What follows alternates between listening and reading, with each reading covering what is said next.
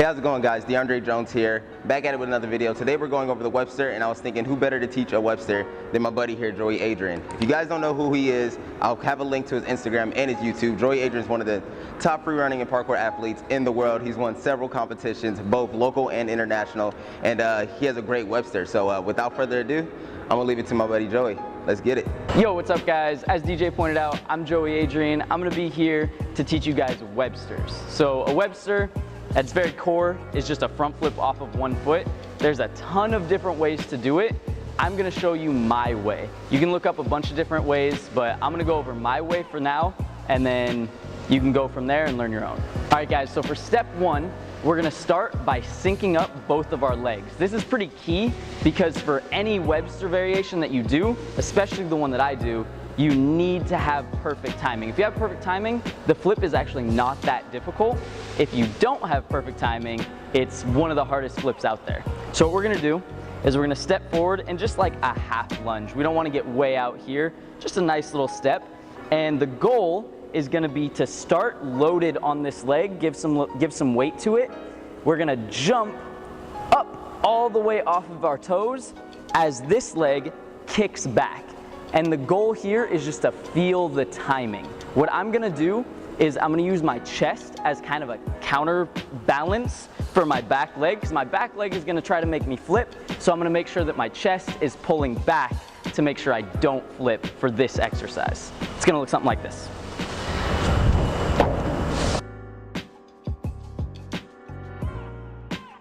So for step two, we're gonna take that same technique of getting that timing for the jump, but this time we're not gonna force against it with our chest. We're actually gonna go with it. And in order to do that, we're gonna wanna either catch on our hands or go straight into a roll. It's completely up to you which one you do. If you're not comfortable fully catching on your hands, feel free to go straight to the roll. If you're not comfortable with the roll, catch on your hands a few times, then work into the roll. So, we hit the same thing, and I'm just gonna let that leg kind of carry me up and over and give a nice little catch first. Notice here how my entire body is off of the ground for a split second. I'm not planting my hands on the ground, then kicking my leg. I'm actually kicking, jumping in the air for a second, and then my hands hit the ground. When you're comfortable with that, now we're gonna let that leg carry us all the way over and go straight into a forward roll, just like a somersault. We don't wanna do a parkour roll because that's gonna throw our flip off axis a little bit. So we wanna catch and go straight into a forward roll.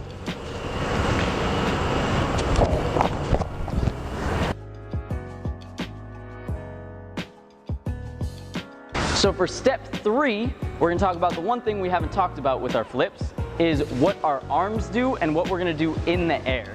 So a lot of different types of Websters rely on this back leg having a ton of flexibility and kicking almost up to vertical before you take off. For my variation, I only kick it up as high as I can because I'm not super flexible, and then I rely on the jumping power of my front leg to get me the rest of the height. What this does is it kind of gimps my ability to flip fast. So I have to tuck really tight in the air and then open early. And that's the way I like to do it. So in order to do that, what our arms are gonna do is for normal front flips, we have this set and then we have a Russian set. Russians are notorious for giving height and normal sets are notorious for giving a lot of rotation. I'm gonna take both and combine them. So my front arm, the one that's with my jumping leg, is gonna throw just like a normal front flip.